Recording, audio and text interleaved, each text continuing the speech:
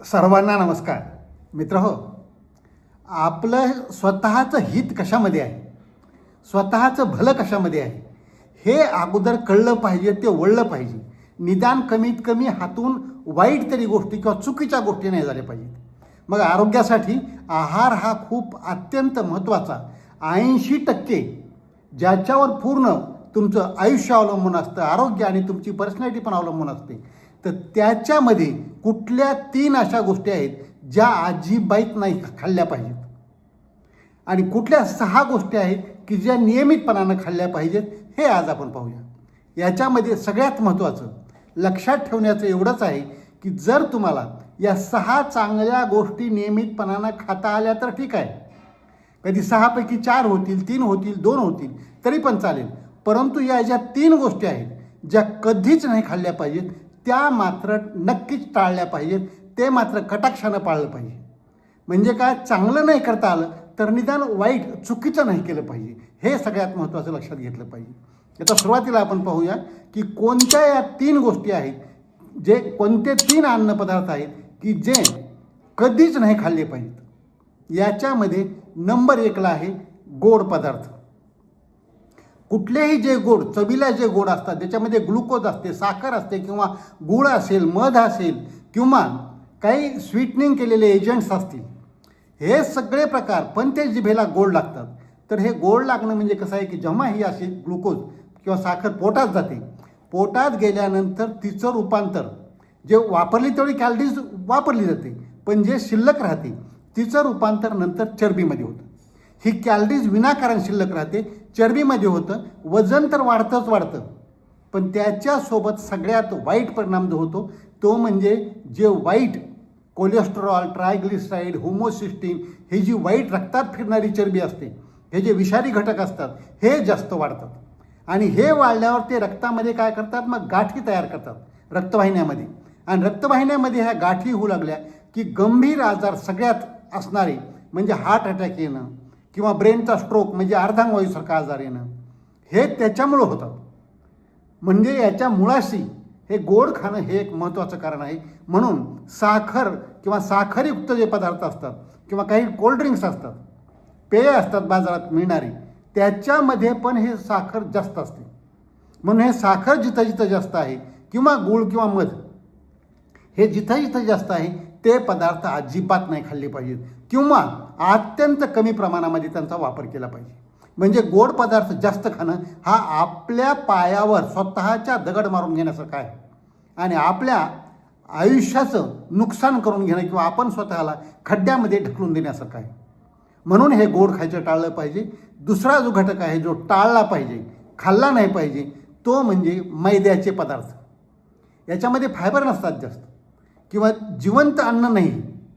याच्यामध्ये काय होतं की कार्बोहायड्रेट तर जातच मध्ये, याच्यानं पोट साफ नाही होत.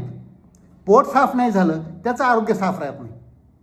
म्हणजे काय होईल की असे जे पदार्थ असतात, ज्या ब्रेड असतात केलेल्या सगळ्या प्रकारच्या किंवा जे पास्ता असतात केलेले, हे सगळे जे फास्ट फूडमधले जे मोडतात, हे सगळे जे केलेले आहेत किंवा बेकरीचे प्रॉडक्ट जे असतात केलेले, याच्यामध्ये या मैद्याचं प्रमाण जास्त जातं. आणि हे जर खात राहिलं सतत तर त्याचं पोट साफ होणार नाही त्या व्यक्तीचं. आणि मग काय होतं की विषारी घटक शरीरामध्ये साठून राहायला लागतात. आणि हे विषारी घटक साठल्यानंतर याला जे आपण टॉक्सिन्स म्हणतो, हे बॉडी सगळी टॉक्सिक करायला लागतात. म्हणजे ज्या ज्या अवयवामध्ये जिथं जिथं हे जाऊन बसतील, हे विषारी घटक साचतील ज्याच्या ठिकाणी, तो अवयव खराब व्हायला लागतो. म्हणजे काय होईल, जर लिव्हरमध्ये जाऊन बसले, लिव्हर खराब होणार. हृदयाकडे चालले, हृदय खराब. किडनीकडे चालले, हे विषारी घटक, किडनी खराब. म्हणजे असे हे सगळं खराब करत राहतात. म्हणून मैद्याचे पदार्थ जे आहेत हे पदार्थ पण नाही खाल्ले पाहिजेत. आणि तिसरा जो महत्त्वाचा घटक आहे की जो अजिबात नाही खाल्ला पाहिजे, तो म्हणजे साठवलेले, प्रोसेस्ड ज्याला म्हणतो आपण, तळलेले, फ्राईड, साठवून ठेवलेले, ज्याला आपण डब्बा बंद, पाकिट बंद म्हणतो, जे रेडीमेड मार्केटमधून पाकिटात मिळतात, डब्यामध्ये मिळतात, असे जे पदार्थ असतात, याच्यामध्ये तर एक तेल जे वापरलेलं असतं, इतक्या निकृष्ट दर्जाचं तेल असतं, ते आपल्याला त्याचं स्टँडर्ड कळू शकत नाही. आणि नंबर 2 त्याला मीठ पण भरपूर लावलेलं असतं. म्हणजे हे दोन्ही घटक, नको ते तेल, नको असणारे त्याच्यातून जाणारे घटक आणि मीठ पण, कारण जास्त मीठसुद्धा शरीरासाठी चांगलं नाही. आणि दुसरं म्हणजे हा काही जिवंत आहार नाही, हा कधीपासूनचा साठवून ठेवलेला. फक्त आपण पाकिटावर नुसती तारीख बघतो, आतल्या त्या अन्नपदार्थाची खरीच तारीख किती असते, खरंच कधी तयार केलेलं असतं, याच्यावर सुद्धा शंका घ्यायला जागा असते. म्हणून हे असे जे पदार्थ असतात, डब्बा बंद, पाकिट बंद, साठवलेले, प्रोसेसर, तळलेले, ज्याला साखर मीठ सगळं लावून ठेवलेले, हे असे पदार्थ अजिबात नाही खाल्ले पाहिजे. म्हणजे हे 3 जर घटक सांभाळले, गोड, मैद्याचे पदार्थ आणि हे साठवून ठेवलेले किंवा डब्बा बंद, पाकिट बंद असलेले, तर हे 3 पदार्थ अजिबात नाही घेतले पाहिजेत. आता हे झाला एक पाठ. म्हणजे आता हे नाही घेतलं पाहिजे, काहीतरी घेतलं पाहिजे ना, उपाशी थोडंच राहता येणार आहे. मग काहीतरी म्हणण्यापेक्षा चांगलं काय घेतलं पाहिजे, तर एक 6 पदार्थ असे की जे चांगले आहेत ते घेतले पाहिजेत. तर याच्यामध्ये सगळ्यात महत्त्वाचा पहिला भाग असतो तो म्हणजे ज्या ज्या अन्नपदार्थामध्ये प्रोटीनचं प्रमाण जास्त आहे, प्रथिनांचं प्रमाण जास्त आहे, असे पदार्थ जास्त घेतले पाहिजे. म्हणजे ज्याच्यामध्ये द्विदल येतात, डाळी येतात सगळ्या प्रकारच्या, किंवा फॅट नसलेलं चिकन येतं, किंवा मासे येतात, अंडे, त्याचा पांढरा भाग येतो वरचा अंड्यांचा, असे जे असतात, किंवा काही कडधान्य वगैरे असतात, त्याच्यामध्ये पण याचं प्रमाण चांगलं असतं. तर हे प्रथिनं जिथं असतात, यांचा आहारामध्ये जास्तीत जास्त वापर कसा होईल याच्याकडे लक्ष दिलं पाहिजे. म्हणजे प्रथिनांची भरपाई जर शरीरामध्ये झाली तर तुमची रोगप्रतिकारशक्ती चांगल्या प्रकारे वाढते, तुमचा स्टॅमिना चांगल्या प्रकारे वाढतो, तुमची पर्सनॅलिटी आणि काय म्हणतो बलशाली, शक्तिवर्धक बॉडी व्हायला त्याच्यामुळं चांगली मदत होते. म्हणून प्रथिनांचा भरपूर भाग असलेले अन्नपदार्थ निवडले पाहिजेत. तसंच नंबर 2, जे वेगवेगळ्या रंगाचे, वेगवेगळ्या प्रकारचे जी फळं असतात आणि फळभाज्या असतात, याच्यामध्ये काय असतात, म्हणजे बेरीज येतील, किंवा आपल्याकडचे साधे टमाटे, ककडी वगैरे असेल, किंवा बीट असेल, असे जे काही घटक आपल्याकडे मिळतात, हे घटक याच्यामध्ये अँटीऑक्सिडंट्स भरपूर असतात. सगळ्या प्रकारचे व्हिटॅमिन्स, तुम्ही वेगवेगळ्या रंगाचे, वेगवेगळ्या चवीचे, वेगवेगळ्या आकाराचे असे जर निवडले, याच्यात सगळ्या प्रकारचे जीवनसत्व येतात, सगळ्या प्रकारचे मिनरल्स येतात, म्हणजे क्षार येतात, खनिजं येतात. म्हणजे कुठली तुम्हाला कमतरता किंवा शरीराला उणीव होण्याची पुन्हा शक्यता राहत नाही. आणि हा जिवंत आहार आहे. आपण याच्यातला कुठलाही पदार्थ असा दाबला तर त्यातून रस निघतो, याला जिवंत आहार असं म्हणतात. तर असा आहार जर पोटामध्ये गेला तर त्यानं सुद्धा चांगल्या प्रकारचा फायदा होतो, पोट साफ व्हायला मदत होतं, बॉडी डिटॉक्स व्हायला, आणि बॉडीला सगळ्या प्रकारचं जे आवश्यक असणारे घटक असतात ते पण मिळतात.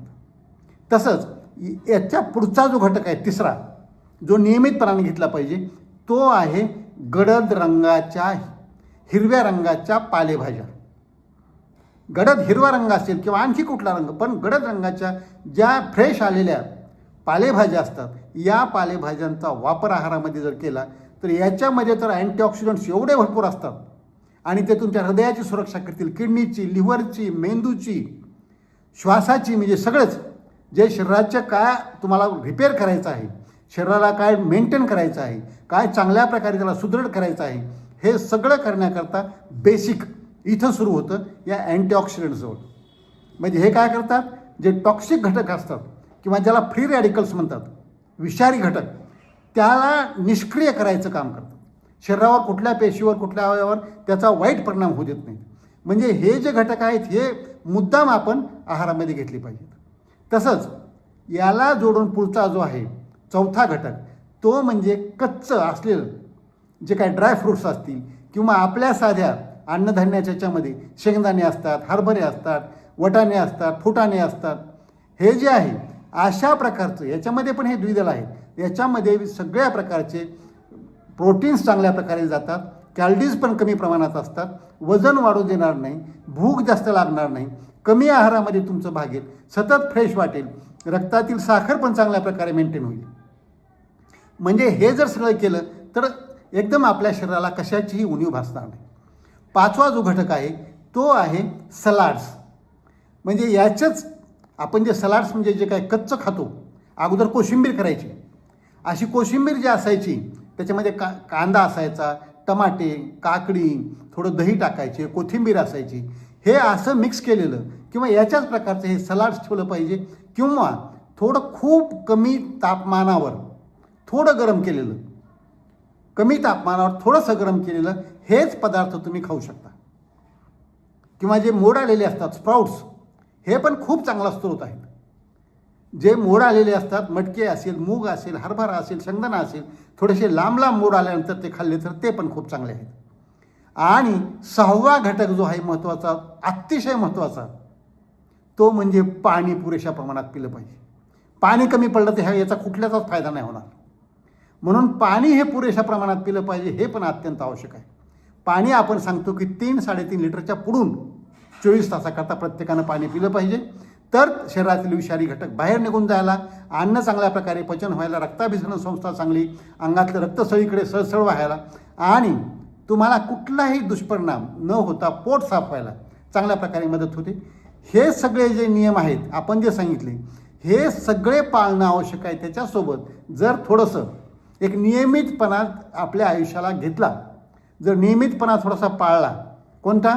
सकाळी झोपेतून उठण्याचा नियमितपणा, रात्री झोपण्याचा, थोडं लवकर उठणं, लवकर झोपणं, हे जर सगळं पाळलं, एक थोडंसं हलका फुलका व्यायाम दररोजचा थोडासा केला, एक अर्धा पाऊण तास, 1 तास, कुठल्या तरी प्रकारचा किंवा वेगवेगळ्या प्रकारचे व्यायाम, आज एखादा, उद्या एखादा, परवा असं करून करा, किंवा एका दिवशी थोडे बदलून केला तरी चालतं.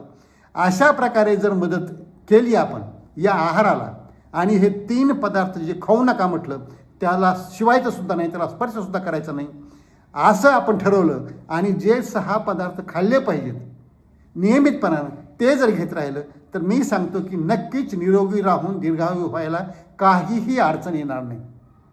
तर हे सगळे नियम पाळूया आणि निरोगी राहून दीर्घायू होऊया. आजचा व्हिडिओ आवडला असेल इतरांना पाठवा, लाईक करा, कॉमेंट करा, आणि डॉक्टर राम जावळे हे चॅनल जर आजपर्यंत सबस्क्राईब केलं नसेल तर प्लीज सबस्क्राईब करायला विसरू नका. कारण आपलं आरोग्य आणि सत्यमेव जयते, सर्व नात्याहून श्रेष्ठ मला हेच नाते.